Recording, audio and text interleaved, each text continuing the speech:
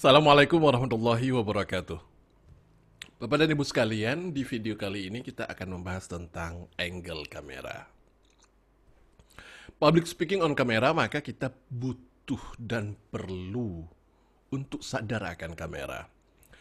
Dan ketika kita berbicara, maka ini ada hal-hal yang penting sekali untuk kita sadari supaya nanti kualitasnya, hasilnya menjadi lebih baik. Mari kita lihat hal apa yang perlu diperhatikan dan saya akan memberikan nanti contoh-contohnya dari gambar-gambar yang bisa kita perhatikan. Ketika kita berbicara tentang sadar kamera, maka arah sudut kameranya harus kita perhatikan. Ini adalah sudut posisi yang paling ideal untuk kita lakukan. Diperhatikan, wajahnya kelihatan keseluruhan, laki-laki ini bagus banget sampai posisi di dadanya kelihatan. Artinya, Bapak dan Ibu sekalian, standar yang harus Anda ketahui adalah pertama itulah jarak kamera dengan diri kita. Jarak kamera dengan diri kita ini seberapa jauh yang arah kameranya sampai terlihat di posisi siku kita atau posisi dada kita.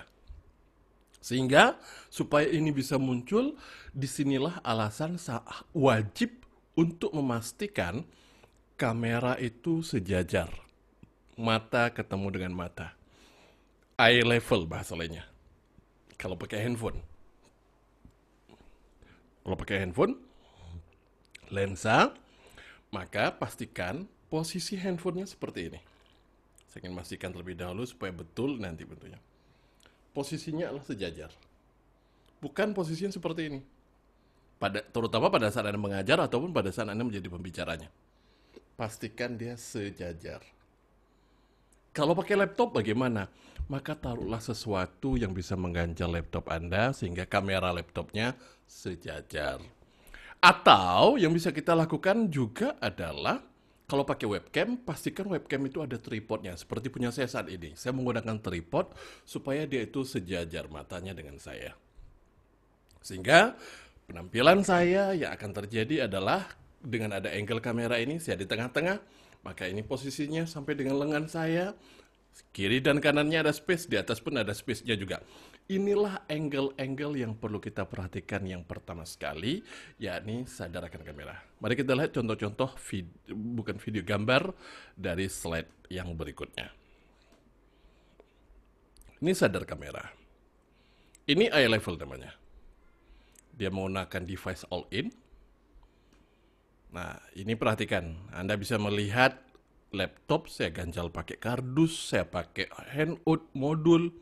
Dalam rangka posisinya eye level. Bahkan di atas mata saya 5 cm, nggak jadi masalah. Yang penting dia agak membengkok. Anda perhatikan angle-nya. Supaya ini kelihatan sampai ke bawah. Artinya kalau Anda pakai laptop, inilah yang akan Anda setel tinggi rendah sehingga dia nanti akan kelihatan sampai ke bawah. Sehingga layarnya akan kelihatan.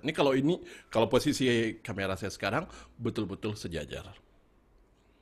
Contoh lain, ini wajib dihindari. Kenapa wajib dihindari?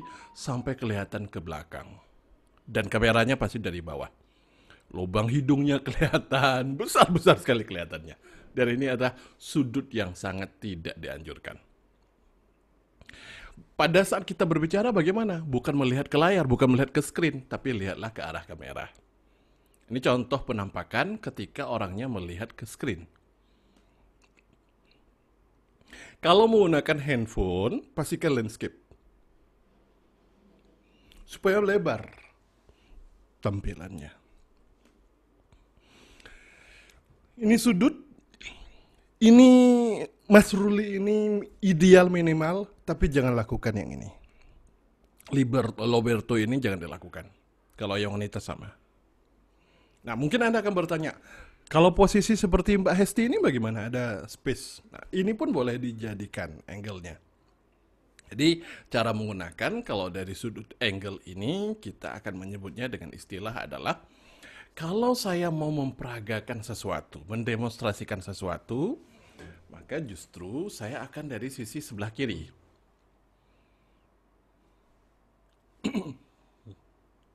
Ini akan jadi sisi dari sebelah kiri saya.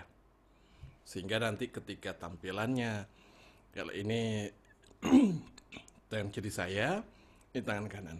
Sehingga nanti kalau orang melihat, dia akan melihat adalah posisinya kiri ke kanan. Mudah-mudahan kamera saya tidak mirror nanti hasilnya ya. Mudah-mudahan tidak mirror, karena saya sudah melihat ini agak perbedaan gitu. Kenapa dari posisi kiri kemudian sebelah kanan? Sebab orang membaca dari kiri ke kanan. Orang akan fokus saya, baru kemudian fokus produk. Ini yang terjadi angle kameranya.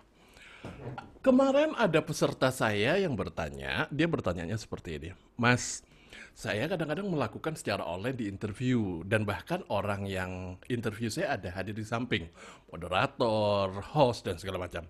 Saya harus bagaimana kalau juga ada kamera? Pada saat ada informasi yang mau dibicarakan dengan para pendengar, maka lihatlah ke kamera. Tapi sesekali nanti ajak ngobrol moderatornya. Contoh, jadi menurut saya Bapak,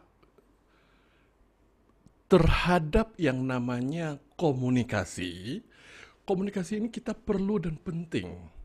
Nah, artinya ini sedang menyampaikan ide ini adalah disampaikan kepada para pendengar. Begitu udah selesai, kurang lebihnya begitu. Nah, artinya ini kan kita akan ngomong lagi dengan moderatornya. Sehingga nanti adalah orang akan melihat, oh orang yang di kamera ini ataupun ada orang di video ini, dia akan bicara dengan moderator, dia sedang berbicara dengan saya. Orang bisa merasakan itu. Inilah angle kamera yang harus Anda sadari. Simpulan ingin saya katakan, angle kamera yakni eye level. Pastikan sejajar. Sudut-sudutnya kelihatan. Sampai posisi dada. Kalau berdiri bagaimana? Kalau berdiri kalau sampai dengan pusat. Itu kalau posisi berdiri. Sampai kaki boleh juga. Selama angle kameranya bagus, masih kelihatan besar, itu masih boleh. Tapi dipaksakan sampai ke kaki, justru kemudian orangnya menjadi nggak kelihatan. Menjadi tidak ada maknanya. Ini dari segi angle. Jadi angle ini pastikan untuk Anda sadari, para peserta training saya itu seringkali saya lakukan seperti ini. Di awal-awal, ayo pastiin. Cari tripod, cari alat sesuatu. Pastikan bisa sejajar, pastikan bisa selevel. Itu yang perlu dilakukan. Ini dia inti poinnya. Saya Rahmat Syah, sampai berjumpa di video selanjutnya. Assalamualaikum warahmatullahi wabarakatuh.